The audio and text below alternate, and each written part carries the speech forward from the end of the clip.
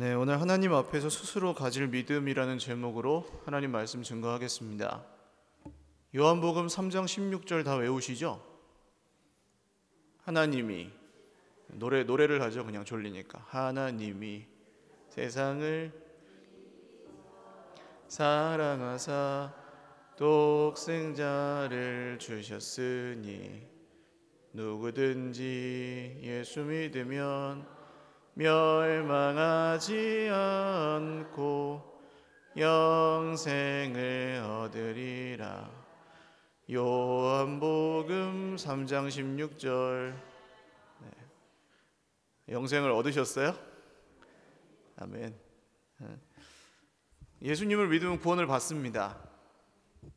그런데 예수님을 안 믿으면 구원을 못 받는 것뿐만이 아니라 그 요한복음 3장 16절 등잔 밑이 어두운데 잘 보셔야 되는 게 그 18절에 이렇게 나옵니다. 하나님의 아들을 믿지 않는 사람은 이미 심판을 받은 것이다, 이렇게 써 있어요. 그러니까 구원을 믿으면 구원을 받고 안 믿으면 구원을 못 받습니다, 이렇게 얘기를 하면 그냥 뭐 믿으면은 플러스 알파로 뭔가 좀 좋은 게 있고 안 믿어도 뭐 별 상관없어요. 이게 아니라는 거예요. 믿으면 구원을 받고 안 믿으면 심판을 받는다고 성경에 쓰여 있습니다. 근데 저는 이 말씀을 이제는 100% 동의합니다. 어떤 면에서 그러냐 하면 예수님을 믿지 않으면 다른 여러 가지 세상의 기준들이 우리를 향해서 수없이 공격을 해 들어옵니다. 예를 들면 잘했어, 못했어, 그렇죠? 성공했어, 실패했어. 근데 이 기준도 사람마다 갖고 있는 기준이 전부 달라요. 그렇지 않습니까? 그래서 어떤 분은 공부를 좀 잘하는 분들이 보통 수능 시험 날에는 그 성적 발표한 날에는 만점자, 요새 만점자는 안 나온다면서요? 근데 옛날에 만점자가 나올 때는 만점자를 인터뷰를 합니다, 뉴스에서. 그러면 수능 시험 400점 만점에 400점 맞는 친구는 거기서 비결이 있다면 무엇입니까? 그러면은 뭐라고 인터뷰를 하던가요? 선생님이 하시는 수업을 잘 듣고 교과서를 중심으로 예습 복습을 잘하면 됩니다. 다 알고 계시는데 왜 만점을 못 받나요, 우리가? 그렇게 근데 공부 잘하는 친구들이 그렇게 얘기를 하면 그게 맞는데 공부를 좀 덜 잘하는 사람이 그거 들을 때는 어떻게 들려요? 재수가 없게 들리죠. 그런 겁니다. 기준이 달라요. 사람마다 가지고 있는 기준이 다 다릅니다. 근데 그 기준을 가지고 다른 사람에게 기대합니다. 뭐 예를 들어서 남편과 아내 사이에 남편이 아내를 향해 갖고 있는 아내에 대한 기준이 있겠죠. 반대로 아내가 남편을 향해 갖고 있는 기준도 있습니다. 그런데 이게 보편적이지가 않고 개인적이에요. 주관적입니다. 그래서 아내가 남편을 볼 때, 남편이 아내를 볼 때 좀 이상하게 보이는 면이 있어요, 없어요? 있어요. 그러면 그걸 가지고 심판을 합니다. 그러니까 기준이 다르기 때문에 세상에서 사람마다 갖고 있는 기준이 다 다르기 때문에 심판을 계속 당하거든요. 심판을 하면서 살고 심판을 당하면서 살고, 이게 사실 로마서에서도 중요하게 다루었던 주제 중에 하나입니다.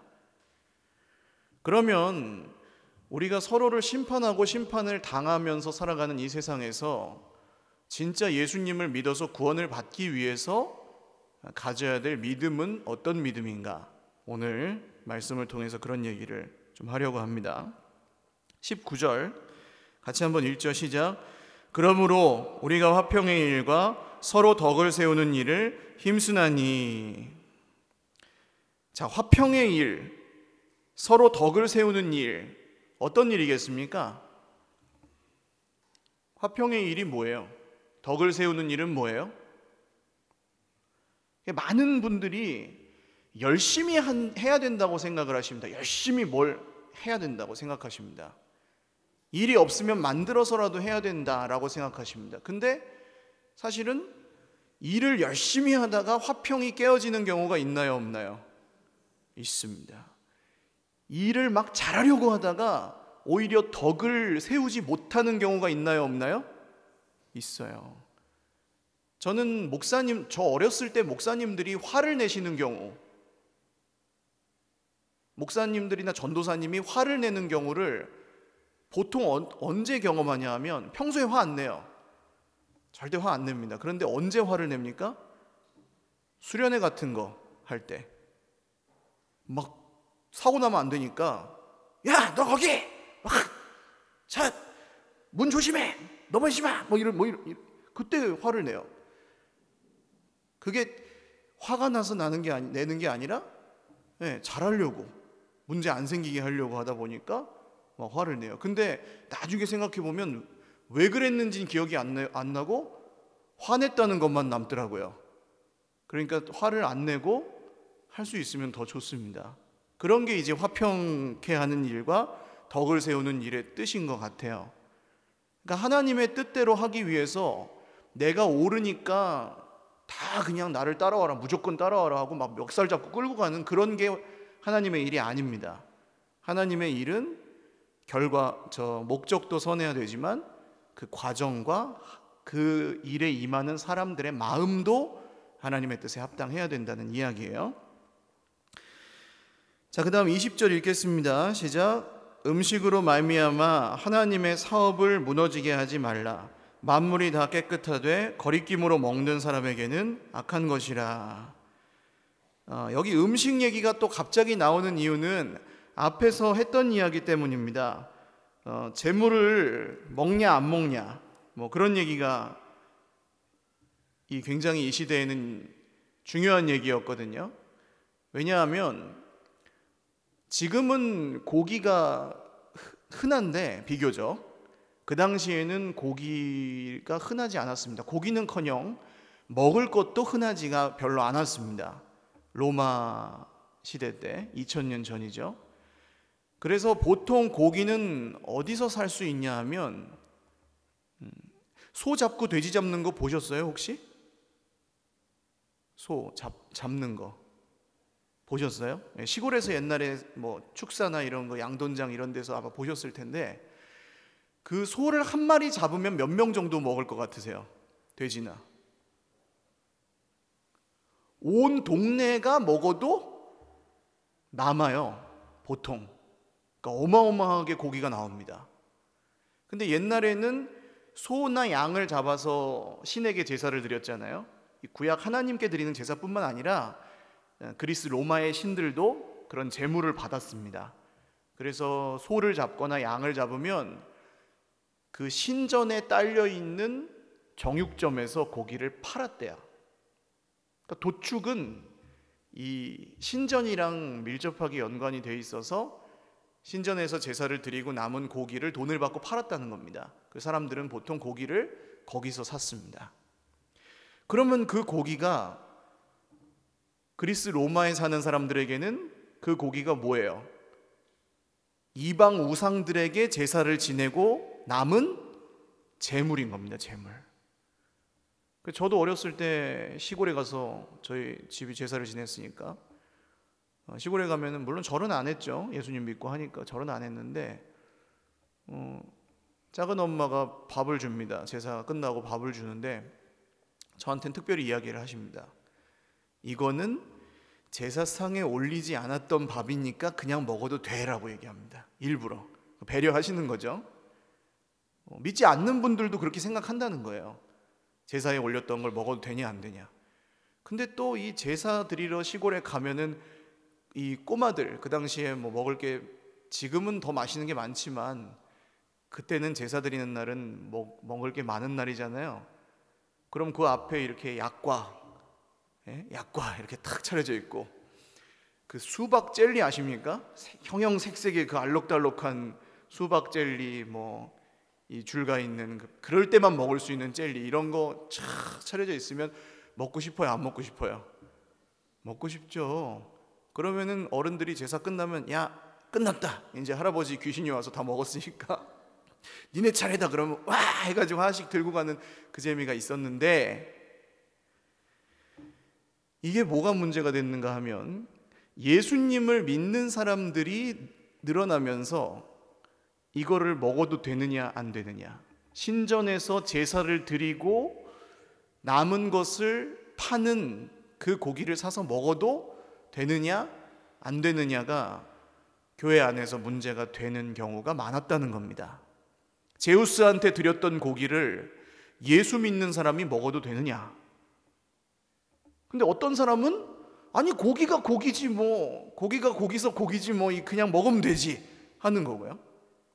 어떤 사람은 어떻게 그 이방 신상의 제단 위에 올라갔던 소를 먹냐라고 생각을 했다는 겁니다. 교회 안에서 이 두 가지 생각을 가진 사람이 만나면 고기를 안 먹는 사람은 고기를 먹는 사람을 향해서 어떻게 생각했을까요? 저런 안 좋은 생각을 했겠죠. 저런 XX 뭐 믿음도 없는 사람 하면서 욕을 속으로 했겠죠. 겉으로나 하거나. 자유함으로 그런 고기를 먹는 사람은 그 막 안 먹으면서 막 흉보고 욕하는 사람을 향해서 어떻게 생각했을까요? 저런 예수를 믿는다면서 여전히 바리새인인 사람들, 그렇게 생각했겠죠. 그러니까 사실은 고기를 먹는 것 자체는 그렇게 큰 문제가 아닙니다. 어떤 사람은 좀 거리끼고 마음에 좀 짐이 돼서 안 먹을 수도 있고, 자기가. 어떤 사람은 그거를 뭐 건강을 위해서 꼭 먹어야 되는 사람도 있을 수 있죠. 야채만 먹고 못 사는 사람도 있잖아요. 그럼 꼭 먹어야 됩니다. 그런데 그 문제 자체는 별게 아닌데 그걸로 인해서 뭐가 깨져요? 화평이 깨지고 덕이 깨지는 경우가 왕왕이 아니고 아주 자주 있었다는 것입니다. 이 문제만 그런 게 아니에요. 지금 시대에는 훨씬 복잡하게 많은 것들이 이런 문제가 됩니다. 뭐 계속 말씀드리고 있는 술부터 시작해서 TV를 어떻게 보느냐, 뭐 영화를 보는 거, 게임을 하는 거, 뭐 여행을 가는 거, 골프를 치는 거 등등등등등등 모든 것들이 전부 다 다른 기준을 갖고 있는 상태에서 예수 믿는 사람이 그래도 돼? 이렇게 해버리면 그게 이제 판단거리가 되고 시비거리가 된다는 것이죠. 바울이 제시하는 기준은 하나입니다. 그래서 음식으로 말미암아 하나님의 사업을 무너지게 하지 마십시오. 이게 무슨 뜻이냐면 하나님께서 이루어 놓으신 일을 음식 때문에 망치는 일이 없게 하십시오, 그런 뜻이거든요. 하나님께서 이루어 놓으신 일이 뭘까요? 하나님께서 예수 그리스도를 통해서 이루어 놓으신 일이 뭡니까? 우리에게 하나님이 세상을 이처럼 사랑하사 독생자를 주셨으니 이는 그를 믿는 자마다 뭘 받아요? 영생을 받죠. 구원을 받습니다. 하나님이 이루어 놓으신 일이 뭐라고요? 구원입니다. 구원. 그런데 자 보세요. 고기를 먹으면 안 된다고 믿는 사람, 이방신에게 제사를 지낸 고기는 먹으면 안 되라고 생각하는 사람이 먹는 사람을 볼 때 어떻게 보겠습니까? 아, 고기를 먹는구나 하고 끝나요? 아닙니다. 고기를 먹지 말아야지. 근데 말을 안 들어요. 계속 먹어요. 그럼 그 다음엔 어떻게 볼까요? 그냥 보이지 않고 미워요, 안 미워요? 밉죠. 그래도 계속해서 그걸 먹어요, 우상제물을. 그러면은 어떻게 생각하겠습니까? 저 사람은 예수를 안 믿는다고 생각하는 거예요. 반대로 나는 뭐 자유해서 먹는 사람이 있다고 생각해 보십시오. 근데 계속 그냥 감나라 배나라 하면서 율법적인 기준을 가지고 막 들이대면서 넌 고기 먹어가지고 지옥 갈 거야, 뭐 술 먹어갖고 지옥 갈 거야, 뭐 막 이렇게 들이대는 사람이 있어요. 그러면 이 사람이 보기에 이 사람이 예수를 오히려 안 믿는 것처럼 볼 수도 있다는 겁니다.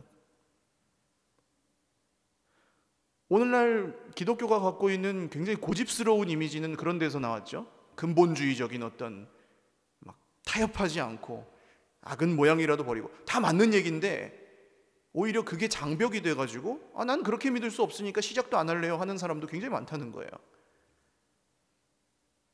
뭐가 옳고 그런 게 더 중요한 게 아니고 지금 결과가 드러나 있는 결과가 그렇습니다. 그래서 바울이 하는 얘기는 이런 음식을 먹고 안 먹고 그런 게 뭐가 중요하다고 하나님이 이루어 놓으신 구원을 왈가왈부하느냐는 거예요. 이거 뭐 일 그렇게 한번 잘하고 못하고 그게 뭐가 그렇게 중요하다고 하나님의 교회를 깨트리냐는 거예요. 뭐 그까짓 거 그냥 대단한 것도 아닌데 자존심 싸움, 감정 싸움 좀 하다가 교회 안에서 형제들끼리 원수를 맺고 서로 미워하냐는 거예요. 그렇게 하지 말라는 것입니다. 뭐가 더 중요한지, 무엇이 더 중요한지 잘 분별하라는 것입니다. 그래서 부가 되는 기준이 한 가지 더 있어요. 거리낌으로 먹는 사람에게는 악한 것이다. 이게 무슨 얘기겠습니까? 자, 술로 예를 들어볼까요? 술을 먹으면 되냐 안 되냐는 아직도 교회 안에서는 계속해서 화두가 됩니다. 근데 화두가 되는 이유는 뭘까요? 먹고 싶은 분들이 교회 안에 존재하기 때문입니다. 전부 안 먹고 싶으면 이런 얘기를 할 필요가 없습니다. 먹고 싶은 사람들이 있기 때문에 얘기가 되는 거예요. 그런데 술을 좋아하냐 안 좋아하냐, 뭐 많이 먹냐 적게 먹냐를 떠나서 만약에 예수님을 믿어서 정말 술을 알아서 절제하면서 아름답게 그냥 뭐 음식의 한 종류로서 알코올을 섭취하시는 분들은 술에 대해서 자유한 사람이 있을까요? 없을까요? 스스로 있겠죠. 과음하지 않고 막 토할 정도로 먹지 않고 필름 끊길 정도로 먹지 않는 분들이 있겠죠. 그런 분들은 나름 자유할 거 아닙니까, 자기가? 그런데 그 증거가 있다 그랬습니다. 증거. 내가 예수 그리스도 안에서 술을 마시는 것이 자유하다 라는 분의 증거. 술 안 먹는 사람이 그 사람에게 이제 말하겠죠. 예수 안에서 술을 끊는 것이 아름답습니다. 먹지 마세요. 그러면 자유한 사람은 어떻게 할까요? 거기서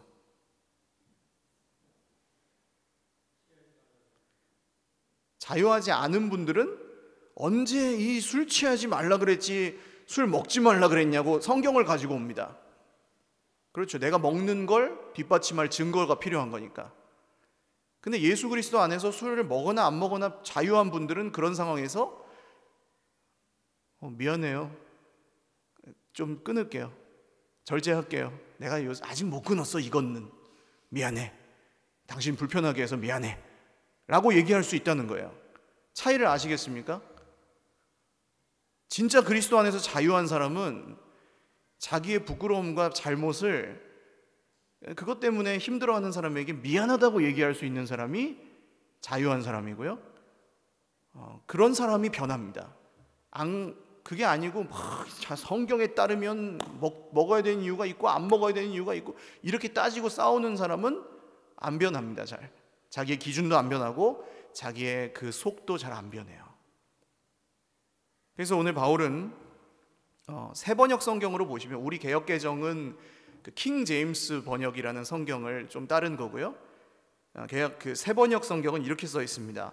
어떤 것을 먹음으로써 남을 넘어지게 하면 그러한 사람에게는 그것이 해롭습니다. 그냥 그걸 해서 그거 하는 것 자체가 문제가 아니라 그걸 해서 그걸 보던 다른 사람이 넘어질 것 같으면 그게 자기에게도 해로운 일이 된다, 그런 뜻이에요. 기준이 그 일이 옳으냐 그르냐가 아니라 관계에 있습니다. 관계를 깨트리는 일을 하지 말라는 거예요. 작은 사람 한 명을 실족시키면은 어떤 게 더 낫다 그래요? 차라리 연자 맷돌을 목에다가 걸고 바다에 빠뜨려서 죽이는 게 그 사람에게 더 낫다, 이 정도로 얘기를 합니다, 성경이. 그러니까 내 승질대로 부리면서 살 수 있죠. 나는 원래 이런 사람이야 그러면서 연자 맷돌을 걸어서 빠뜨리는 게 차라리 그 사람에게 낫다는 거예요. 무서운 겁니다. 성질대로 살고 본능대로 사는 삶은 굉장히 무서운 거예요. 자, 21절 읽어보겠습니다. 시작. 고기도 먹지 아니하고 포도주도 마시지 아니하고 무엇이든지 내 형제로 거리끼게 하는 일을 아니함이 아름다우니라. 바울이 오늘 무조건 고기를 먹지 마십시오, 무조건 포도주를 먹지 마십시오, 왜냐하면 문제가 생길 수 있으니까. 교회 안에는 전부 그렇게 다 자유하지 않고 어떤 분들은 아직 율법적인 기준을 갖고 있는 분도 있고 어떤 분들은 먹고 싶은 사람도 있을 텐데 무조건 먹지 마십시오, 이렇게 쓸 수 있었을까요? 없었을까요? 그렇게 써도 문제가 돼야 안 돼요? 문제가 안 돼요. 무조건 먹지 마 그랬으면 오히려 헷갈릴 게 없어요. 근데 보세요. 고기도 먹지 아니하고 포도주도 마시지 아니하고 무엇이든지 내 형제로 거리끼게 하는 일을 아니함이 아름다우니라. 두루뭉술하게 써놨어요. 해도 되고 안 해도 되는 것처럼 써놨어요. 왜 그럴까요? 바울 선생님 이거 타협하셨네, 그런 걸까요? 왜 이렇게 썼을까요? 무조건 먹지 마십시오 그러면 한 반반 정도 된다고 보시면, 먹고 싶은 사람과 안 먹어도 되는 사람이 반반 정도 된다고 보시면, 먹고 싶은 사람들은 이 무조건 먹지 마십시오라는 말을 듣고 집에 가서 어떻게 할까요? 숨어서 먹기 시작할 것입니다. 반드시. 그렇죠? 애들 어렸을 때 생각해 보시면 알아요. 게임하지 마. 게임. 죄야 게임은. 그러면은 애들이 게임을 어디 가서 하든가요? 숨어서 합니다. 또 들어볼까요? 주일에 뭐 사 먹지 마. 안식일이야. 그러면은 그 동네 집사님이 자기 동네에 있는 슈퍼에 가서 주일날 뭘 사야 될 때 어떻게 할까요?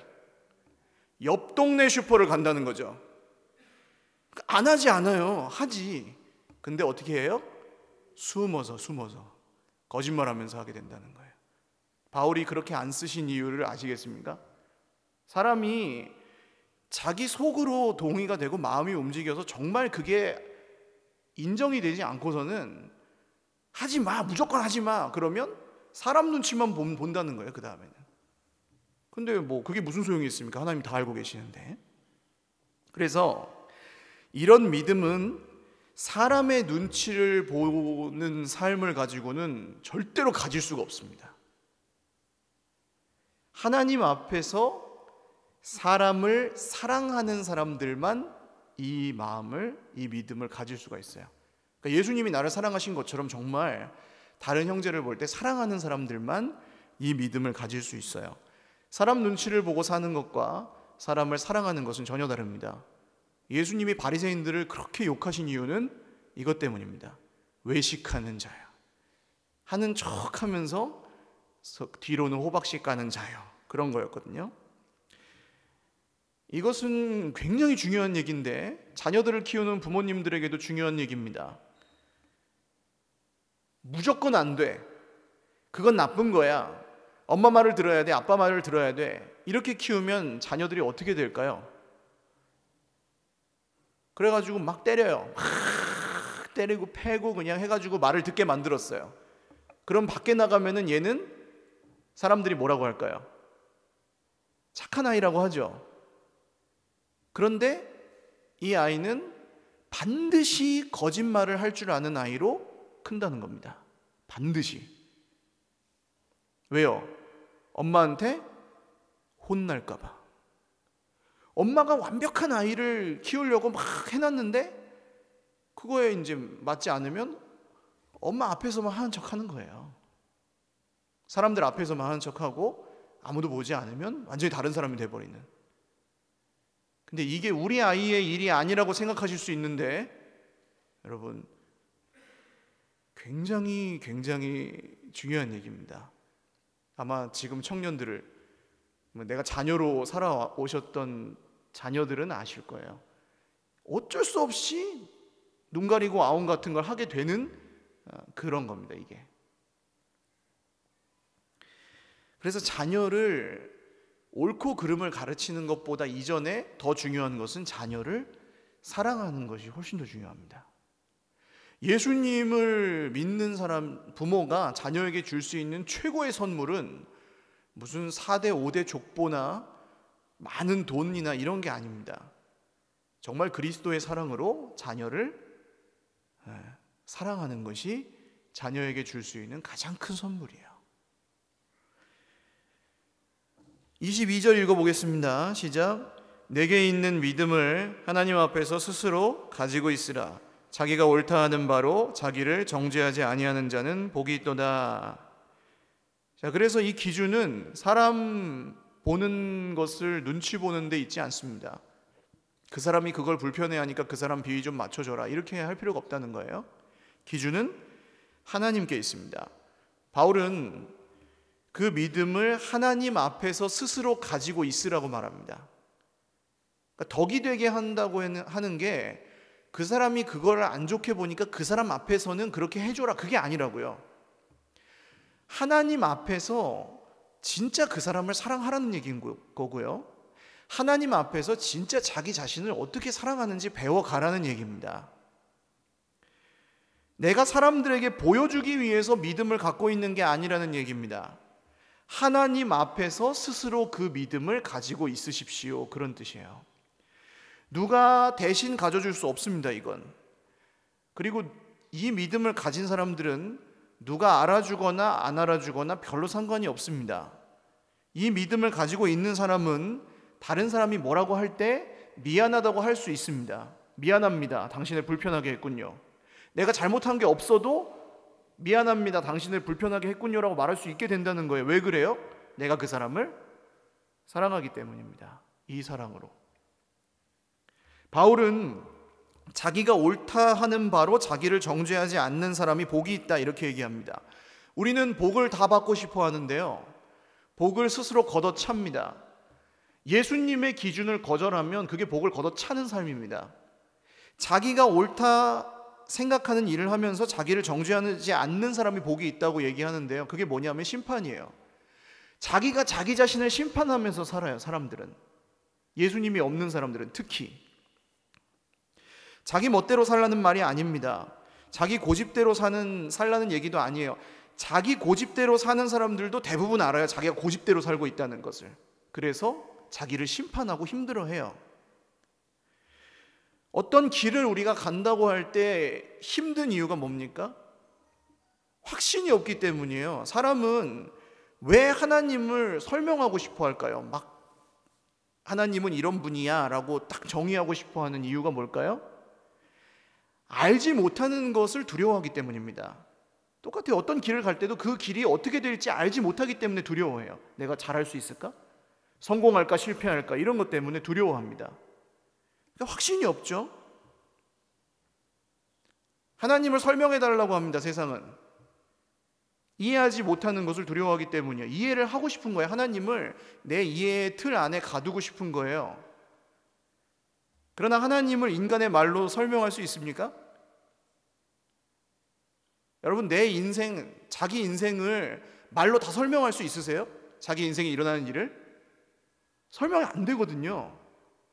이해할 수 없는 일이 너무 많거든요. 하나님도 마찬가지입니다.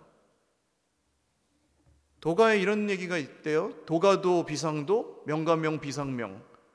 무슨 뜻이냐면 도를 도라고 부르면 이미 그것은 도가 아니다. 이름을 붙여버리면 그것은 이미 그 이름이 의미하는 바와 달라진다.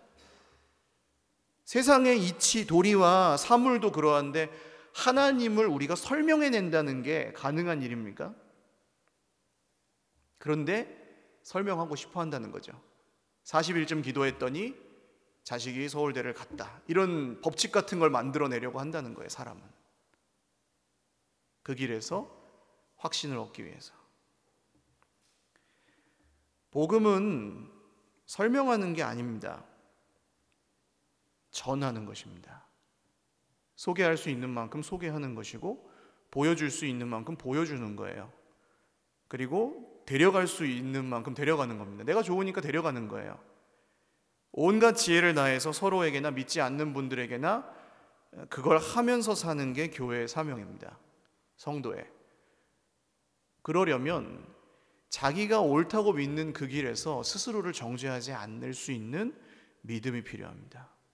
내가 정말 잘하고 있나 못하고 있나, 성공했나 실패했나. 전도를 몇 명 교회를 데리고 왔냐로 하시면 반드시 실패합니다. 1년에 100명쯤 데리고 올 수 있는 사람은 전 본 적이 거의 없습니다. 한 50명 정도까지는 봤습니다. 근데 데리고 온다고 해서 다 예수를 믿진 않아요. 그러니까 그런 식으로 전도를 생각하면 모두 실패자입니다. 다 못한다고 생각하는 거예요. 그러면 전도하기 위해서는 사실 갖고 있어야 될 것이 이겁니다. 스스로 하나님 앞에서 믿음을 갖고 있어야 돼요. 자기 자신을 정죄하지 않는 믿음. 왜 우리가 우리 스스로를 정죄하지 않을 수 있습니까? 요한복음 3장 16절에 뭐라고 적혀 있었어요? 하나님이 세상을 이처럼 사랑하사 독생자를 주셨으니 그를 믿는 자마다 멸망하지 않는다고요. 할렐루야. 이걸 믿는 사람들은 이 길에서 확신을 갖고 있다는 겁니다. 그래서 말씀을 믿고 묵상하고 순종하는 것은 자기 자신뿐만 아니라 내 옆에 있는 사람들을 위한 선물이기도 합니다. 아버지가 하나님의 말씀을 믿고 매일 묵상하고 순종하면서 살아가려고 애를 쓰면 자녀는 어떻게 될까요? 어떻게 되겠습니까? 아버지가 부족하지만 최선을 다해서 하나님의 말씀을 붙들고 그 말씀의 원리대로 살려고 애를 쓴다면 자녀가 어떻게 되겠습니까? 자녀도 아버지를 따라 살게 될 것입니다. 할렐루야. 그게 신앙의 전수예요. 내가 그렇게 사는 사람이 되는 것이 애를 막 성경 공부 가르치는 것보다 훨씬 낫다니까요. 이게 자녀들에게만 그렇습니까? 가족이 없으신 분들, 나 혼자 사시는 분들, 내 옆에 있는 사람들이 나를 통해서 예수님을 믿는 건 언제 믿을까요?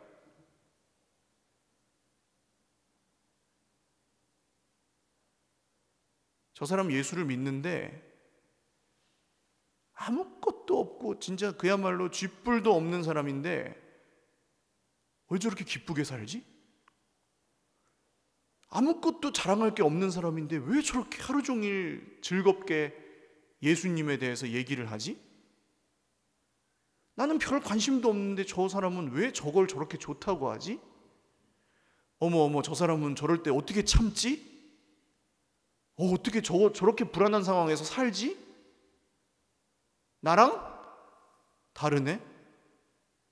내가 사는 것보다 훨씬 좋아 보이네? 할 때 오는 거 아니겠어요? 할렐루야. 결국 내 옆에 사람들에게 줄 수 있는 가장 큰 선물은 내가 예수님을 잘 믿는 겁니다. 1등 하라는 얘기 아니에요. 그냥 믿고 살아가는 걸 뜻합니다. 매일매일.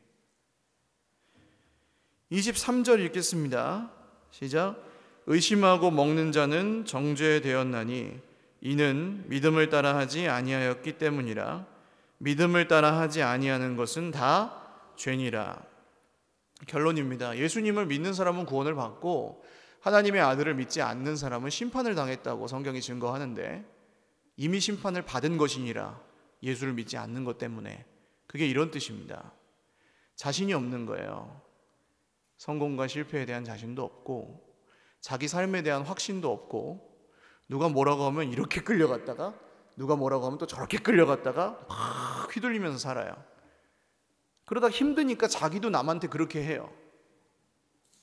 그래서 주변에 막 관계들이 다 깨어지고 망가지고 결국 외로워지고 허무해지고 이런 일들이 세상에서 비일비재하게 일어납니다.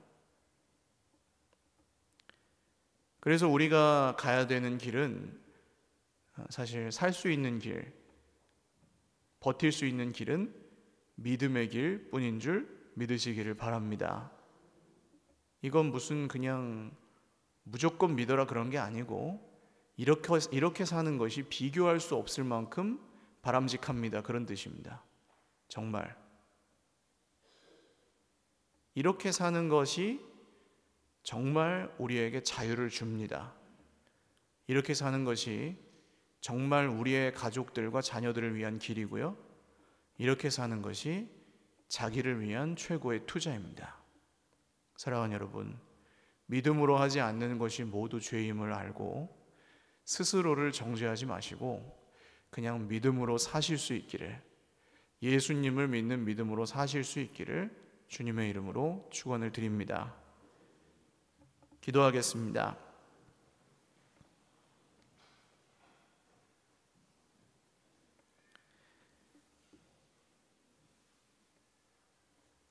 의무적으로 하는 것은 자기 자신을 바꿀 수 없다는 걸 이미 아실 겁니다.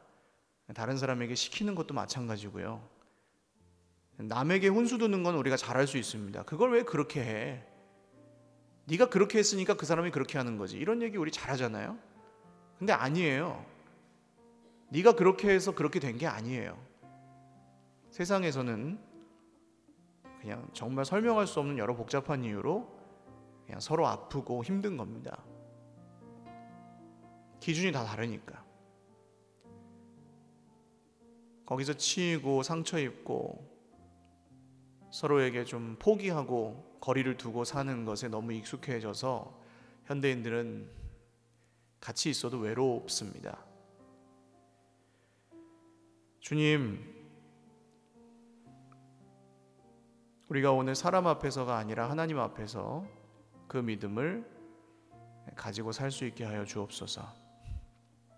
예수님을 믿는 믿음을 갖고 마음에 간직하고 살 수 있도록 우리에게 매일 말씀하여 주시고 우리가 믿을 수 있도록 경험시켜 주시옵소서. 같이 말씀을 기억하며 기도하겠습니다. 하나님 아버지, 기준은 하나님께 있습니다. 사람이 말하는 것에 있지 않고 눈에 보이는 것들에 있지 않습니다. 누군가 형제의 마음을 불편하게 했을 때에 미안하다고 말할 수 있는 그리스도인이 되게 하여 주시옵소서. 그 이전에 내가 형제를 사랑하는 마음으로 하지 않을 수 있다면 내가 그것을 하지 않게 하여 주시옵소서. 정직하게 하나님 앞에서 스스로 품고 있는 그 믿음을 따라 겉다르고 속다르게 살지 않고 외식하지 않고 중심을 하나님 앞에 지키며 살 수 있게 하여 주시옵소서. 한 번 더 기도하겠습니다. 이 일은 계속해서 말씀드리지만 네가 알아서 잘해라 그런 뜻이 절대로 아닙니다. 은혜로 구원을 받았으면 은혜로 살라는 뜻이고요. 은혜로 마지막 날에 천당 가는 것만 생각하지 말고 이 땅에서도 하나님의 은혜가 나와 함께 한다는 걸 믿으라는 뜻입니다. 살 길을 내신다는 거예요.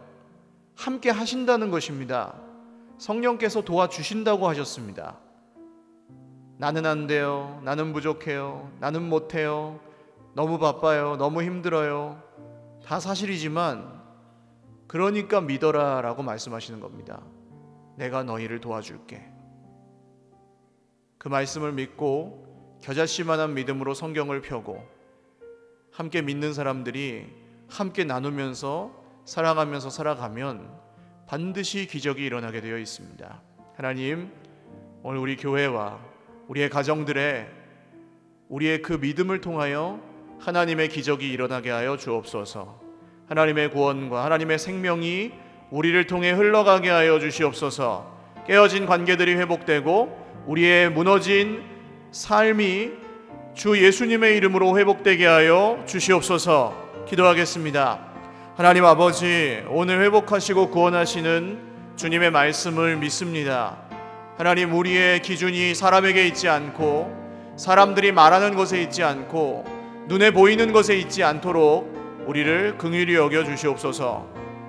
하나님 앞에서 이 믿음을 스스로 가지고 있을 수 있도록 계속해서 말씀 앞에 서 있게 하시고 그 말씀을 성령 안에서 늘 깨달아 알 수 있도록 우리가 서로 나누고 묵상하게 하여 주시옵소서.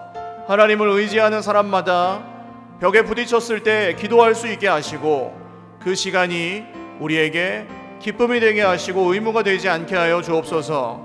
드리고 베풀고 섬기고 사랑하고도 남음이 있는 정말 쓸 것들을, 마음의 넉넉함을 우리 모두에게 허락하여 주시옵고, 그 은혜를 따라서 오늘도 하나님을 의지하고 하나님의 기준대로 살게 하여 주시옵소서. 존귀하신 주님, 감사합니다. 아들을 믿는 자는 구원을 받고 아들을 믿지 않는 자는 이미 심판을 받았다고 합니다. 스스로를 심판하고 사람의 말에 심판당하고 세상의 성공과 실패에 심판당하고 염려와 걱정 속에 살던 인생들이 주 예수님의 이름으로 구원을 받았습니다.